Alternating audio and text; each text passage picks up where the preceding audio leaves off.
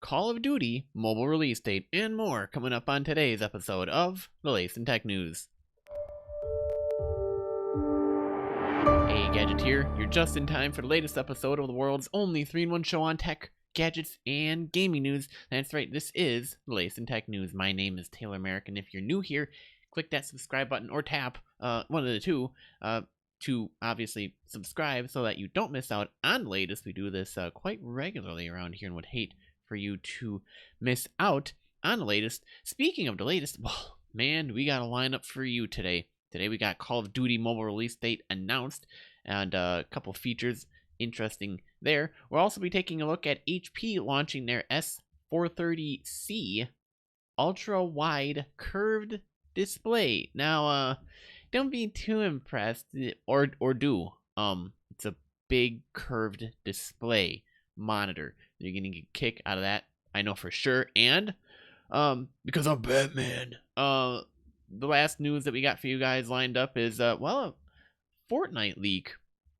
Rumor has it Batman skins are coming to Fortnite. Currently, my wife is playing Fortnite, and she just quoted me, or herself, and I'm quoting her, saying, "Oh look, it's a toilet on the zip line." Something about moisty palms and being able to be props, something like that. For those of you guys who play Fortnite, you know what I'm talking about. I don't. No, I'm kidding, I do. But before we can get to today's show, let's take a look back on today in tech history.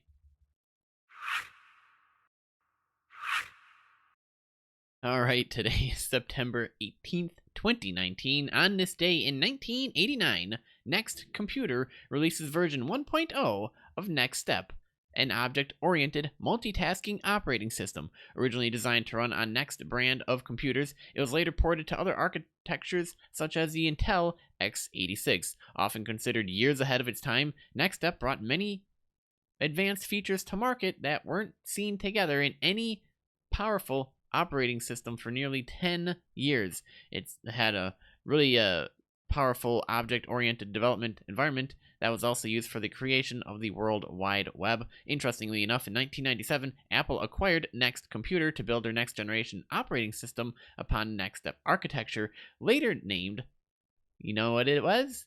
Mac OS X.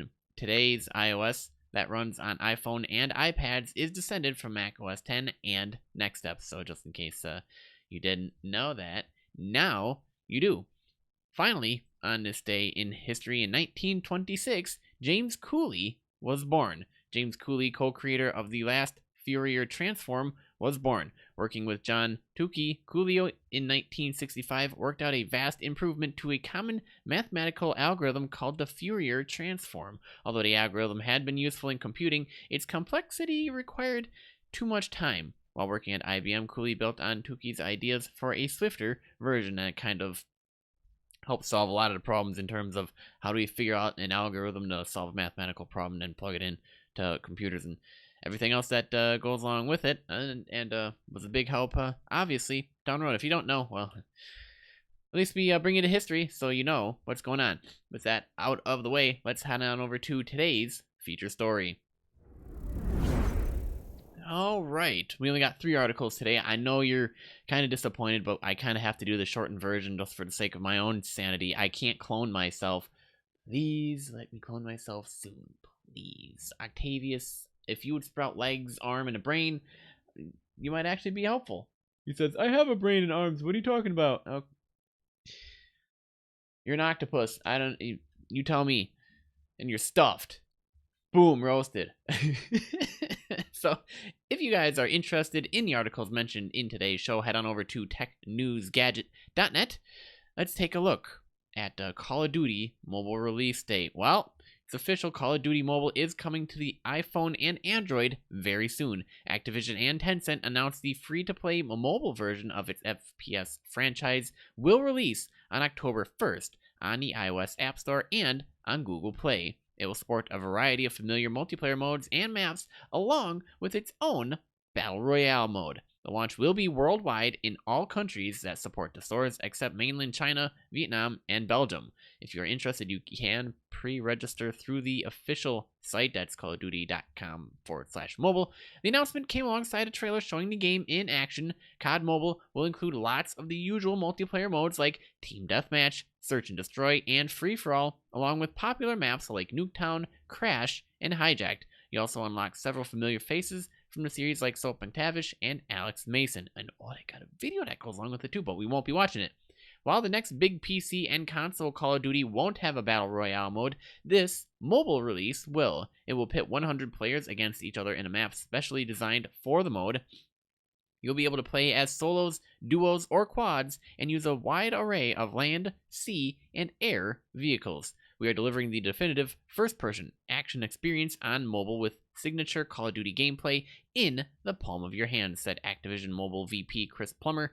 We are bringing together some of the best the franchise has to offer, including Modern Warfare maps like Crash and Crossfire, Black Ops maps like Nuketown and Hijacked, and many more in one epic title. We've tested the game extensively in select territories, and the feedback we've received has helped us refine the experience for an October 1st launch. Meanwhile, Modern Warfare is also preparing for its own launch in October, and a second beta test will soon be running. If you are participating, it looks like you can net a shotgun for use in the game once it launches, but obviously you have to make sure you pre-ordered or pre-registered or something, because otherwise it's going to go, what? Shotgun? Well, I have no registry of you being into beta. But yeah, what do you guys think? Now comes the question. The epic toss-up. Do I play Call of Duty Mobile on my phone, or am I going to play it Modern Warfare on a console or a computer? Where are all my friends? If they're on mobile, well, that might be a good choice for you. If they're on a console, on a PC, that might be a good choice for you as well. Obviously, it's whichever you're most comfortable with, but I guess if you're really wanting to play the Battle Royale mode in the latest version of Call of Duty, I didn't drink any water before the show started, so that's probably why I'm kind of parched.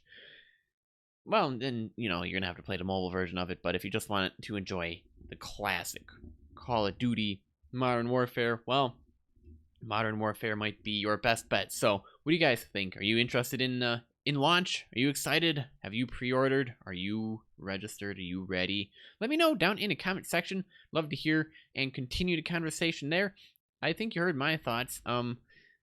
Comparison-wise, if I were to compare between Modern Warfare and Call of Duty Mobile in terms of what game that I would play, probably lean more towards Modern Warfare. I'm a PC gamer. The most I will ever extend to in terms of console is very likely PlayStation, PS4. I play very few games on mobile, and the ones that I do are obviously mobile friendly and built for mobile. So I don't do first person shooter games. Just weird. I can't. Good luck trying to have me figure out all the buttons and what to do there and play it decent enough to, survive. But that's just where my thoughts are. You might think differently, and if so, that's fine. I'd love to hear your comments. As I said before, let me know down in the comments. All right, gadget lookers. We got the ultra-wide curved display courtesy of HP here. If you guys actually want to see what this monitor looks like, you're going to have to head on over to youtube.com/technewsgadget, because you're most likely listening via the podcast. It's fine. Most of you do. I do as well. I listen to all of my shows via podcast that I enjoy.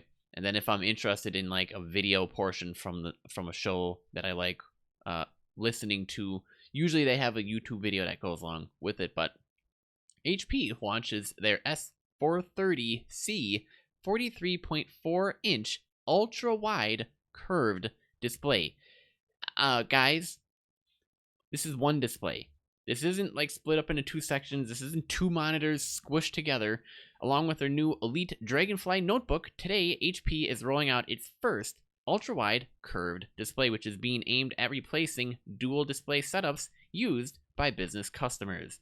The S430C curved ultra-wide monitor boasts a sizable 43.4-inch diagonal size and is laid out in a 32:10 aspect ratio, or 32:10, however you say it.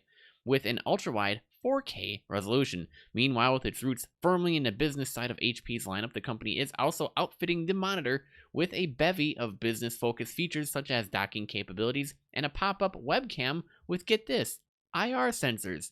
No kidding. Here's a front view of that monitor. Internally, the HP S430C curved ultra-wide monitor uses a 43.4-inch VA panel, which offers a 3840 by 1200 resolution framed in a 1800R curve. The monitor offers a max brightness of 350 nits, a 3001 contrast ratio, a 5 millisecond GTG response time, and a 178 degree by 178 degree horizontal vertical viewing angles, 60 Hz refresh rate, and to top things off, the screen also has anti-glare coating. Seeing as this isn't a video-focused monitor, HP is sticking just covering the sRGB color gamut, 99%, which is the primary color space used by office and productivity applications. So I think the idea here is, hey guys, why have two monitor displays when you can just have one on a bigger screen? You know what I'm saying? So here's how it looks like from the back. In terms of connectivity, they have a display 1.2 input, HDMI 2.0, and two USB Type-C inputs, allowing the monitor to be connected to virtually any PC. Both USB-C ports can deliver up to 85 watts of power to their host laptops, meaning the monitor can charge even higher performance 15.6-inch machines. Those USB-C ports also feed the monitor's built-in USB hub, giving the monitor 4 downstream USB Type-A ports. So, extra features, they include a pop-up full HD webcam with IR sensors for Windows Hello, as well as 2 microphones. The display also supports HP's Device Bridge technology, which allows the user to control 2 PCs at the same time on a split screen without a dedicated KVM. I figured I'd throw that in there just in case you weren't paying attention. Like other monitors for professionals, the HP S430C comes with a stand that can adjust height and tilt. Meanwhile, HP will also offer a VESA mount adapter for those who need it. If you are interested, the sale begins November 9th. Take a wild guess at how much this monitor is retailing for. Nope, got it wrong. $999. Compared to some other monitors you'd be looking at here. I mean, think about it. If I were to buy 2 monitors, decently sized, this, that, and the other thing, I'd probably get pretty darn close. This would just be like, hey, 1 monitor, boom, done, roasted, and you get a couple other perks that go along with it. So, yeah, there you go. There's all that information for you if you guys are interested. Pretty cool. I gotta admit it, but keep in mind, if you're interested in gaming with this and you really want to, I guess, see all the full gambit it has to offer, this probably isn't your monitor for gaming purposes. This is more like business and productivity type things where you need a large enough screen to have a large enough, instead of 2 monitors, you have a large enough screen that you can just put stuff all over the place and adjust accordingly to however you have your working conditions set up. So, yeah, that about covers it. And this mouse, what is it doing? I swear, if this mouse keeps acting up, I'm going to yell at it. I love technology. Just kidding, I don't. No, I'm kidding, I do. Speak of the devil, Batman is coming to Fortnite, according to data miners. This is our last article for today, some gaming news for you guys. By the way, if I happen to miss something that you want mentioned on the show, let me know on Twitter at TechNewsGadget. I try to cover as much information as best as possible, but if there's something specific you want me to keep an ear out for, let me know. If you've been listening long enough, you kind of know where my interests lie, but I don't mind keeping an eye out for something that might be of interest to you. So according to the article, leaked images found in the latest Fortnite update suggest Batman, his gear, and his pals are on the way to the Battle Royale game. A set of 6 images were uploaded to the Fortnite Battle Royale subreddit this morning. Images with others saying that more stuff was on the way as well. These include, get this, a cape, grapnel gun, batarang, new gliders, and a new spooky Gotham map. So here's some photos of that whole thing. This looks interesting. Apparently the grapnel gun, you can pull yourself towards a target location and then deploy the bat capel something, and then the explosive batarang homes in on players and sticks to walls. Explodes if it detects enemies in proximity. Ooh, juicy, juicy. Other Fortnite watchers say the update has 3 encrypted skins, 2 male, 1 female, leading to speculation perhaps that the Dark Knight will be joined by the Batgirl and the Joker. Now, they've obviously reached out to Epic Games to see if they want to spill the beans early. This may join the game before the week is out. Keep in mind, September 21st, yes, it's Saturday, is Batman Day worldwide. Yes, really, if you don't know, you really should be paying attention to, World National Batman Days, which will see the bat signal lighting up several major cities as part of DC Comics' year-long celebration of the 80th anniversary of the Caped Crusaders debut. Fortnite Battle Royale has done several other big-time promos this year, including a limited-time mode for John Wick Chapter 3 Parabellum's premiere back in May, a partnership with Nike's Jordan brand later that month, and a crossover with Borderlands 3 in advance of that game's September 13th launch. So this isn't entirely out of the question, and usually the leaks that are coming, at least from the people who are doing the digging into, usually pan out fairly accurately enough. So excited about Batman. This may just get me back into wanting to play a game or two. It looks good, especially the explosive battering. That's what I'm most interested in. It hones in on players and sticks to walls, and it'll explode if it detects enemies in proximity. And in the map too, it looks like it's overtaking that ghost town on that one side of the map, and it's going to be Batmanville. So yes, indeed, and exciting. That much I will say. And with that wraps up this episode of the Latest in Tech News. Thanks for tuning in. New episodes every weekday. The Latest in Tech News can be found on every major platform, including Apple, Spotify, Google, YouTube, Stitcher, Overcast, and more. And now if you enjoyed this episode, I don't know why I did that. I had to do it. Just let us know by clicking that like button and by leaving a comment if you're watching today via YouTube. If you're listening via the podcast, let us know with a review out on Apple Podcast or whatever app you are listening in. Don't forget to share this episode with your friend and double check that you are subscribed so that you don't miss the next episode. I'm your host, Taylor Merrick. Remember, for the latest in tech, gadget, and gaming news, visit technewsgadget.net. Pretty much keep being awesome, guys, and I'll see you on the flip side. Batman out.